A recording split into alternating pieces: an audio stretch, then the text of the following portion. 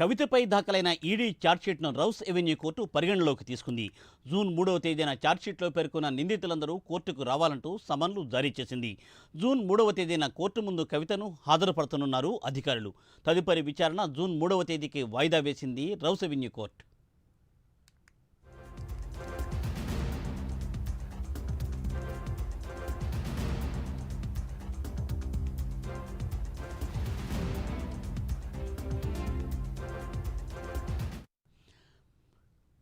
కవితను జూన్ 3వ తేదీన రౌస్ ఎవెన్యూ కోర్టులో హాజరుపరచాలని కోర్టు సమన్లు జారీ చేసింది.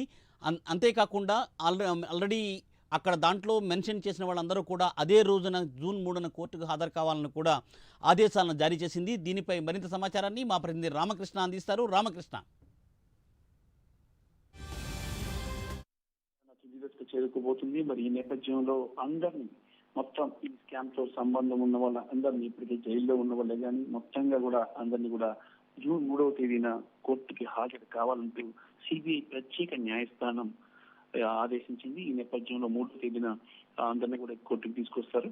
అయితే ఇక్కడ చూసుకున్నట్టుగైతే సిబిఐ కేసులో కానీ అలాగే ఈడీ కేసులో కానీ కవితకి సంబంధించినటువంటి 2 బెయిల్ పిటిషన్స్ కూడా ఇటు ఢిల్లీ హైకోర్టులో విచారణ జరుగుతుంది. దాంట్లో కూడా ఈ 2 విషయాల్లో కూడా తుది తీర్పును జూన్ ఈ నెల 30 లేదా 31న అనౌన్స్ చేస్తామని చెప్పి కోర్టు చెప్పింది. జస్టిస్ స్వర్ణకాంత్ శర్మ ధర్మాసనం ఈ కేసుకి సంబంధించి విచారణ చేపట్టి తుది తీర్పుని రిజర్వ్ చేసింది. ఇక్కడ ఎన్ఫోర్స్మెంట్ డైరెక్టరేట్ అలాగే క్లియర్ గా చెప్పింది, కవితకి కానీ బెయిల్ ఇస్తే మాత్రం ఆమె సాక్ష్యాలను తారుమారు చేసే అవకాశం ఉంది. ఆమె చాలా ఇన్ఫ్లుయెన్స్ ఉన్న వ్యక్తి అని చెప్పి లండన్ లో ఎకనామిక్స్ లాలో మంచిగా చదువుకొని వచ్చారు.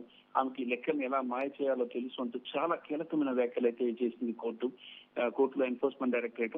మరి ఈ నేపథ్యంలో ఆమెకి ఎటువంటి పరిస్థితుల్లో కూడా బెయిల్ ఇవ్వద్దు అంటూ ఢిల్లీ హైకోర్టులో ఇది ఎన్ఫోర్స్మెంట్ డైరెక్టరేట్ కోరింది. ఈ నేపథ్యంలో తీర్పుని అక్కడ 30 లేదా 35 దీనికి సంబంధించి తుది తీర్పు ఇస్తామని చెప్పి జస్టిస్ స్వర్ణకాంత్ శర్మ చెప్పడం జరిగింది.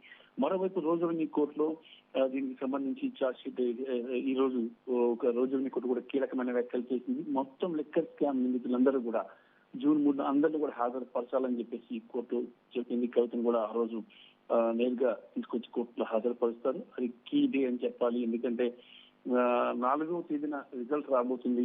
3వ తేదీన కేసుకి సంబంధించిన కీలక డెసిషన్ కూడా రాబోతుంది అని చెప్పేసి తెలుస్తుంది. ఒకవేళ సిబిఐ కోర్టు ఎలాంటి డెసిషన్ తీసుకున్న పైన హైకోర్టు సుప్రీంకోర్టునే కాబట్టి వీళ్ళంతా ఎవరైతే ఆరోపణలు ఎదుర్కొంటున్నారో వీళ్ళందరూ కూడా అప్పర్ కోర్టుకు కూడా వెళ్ళే అవకాశాలు లేకపోలేదని న్యాయ నిపుణులు చెప్తున్నారు. Thank you Ramakrishna. Thanks for updates.